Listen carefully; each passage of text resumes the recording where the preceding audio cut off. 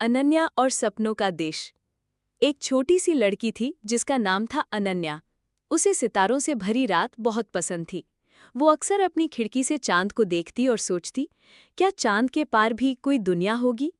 एक रात जब अनन्या सो रही थी, तभी उसके कमरे में एक नर्म चांदी जैसी रोशनी आई। ये चांद की रोशनी थी। उसने फुसफुसाकर कहा, अनन्या, मेरे साथ चलो, मैं तुम्हें सपनों का देश दिखाऊंगा। अनन्या की आंखें चमक उठी।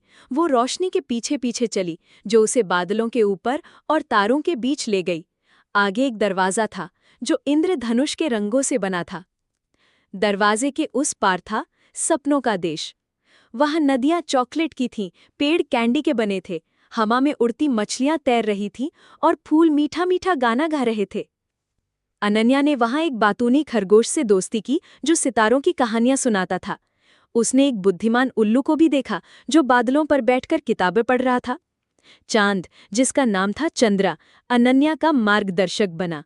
चंद्रा ने समझाया, विचार छोटे बीजों की तरह होते हैं, जो सबसे सुंदर सपनों में बदल सकते हैं। फिर वे पहुंचे इच्छाओं के झरने पर। हर बूंद में किसी का सपना चमक रहा था। अनन्या ने अपनी आंखें बंद की और दुनिया के लिए खुशी की कामना की। लेकिन सपनों के देश में एक अंधेरा कोना भी था, जहां भूले हुए बुरे सपने रहते थे।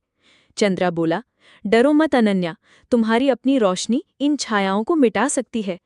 अनन्या ने अपनी सबसे प्यारी याद की।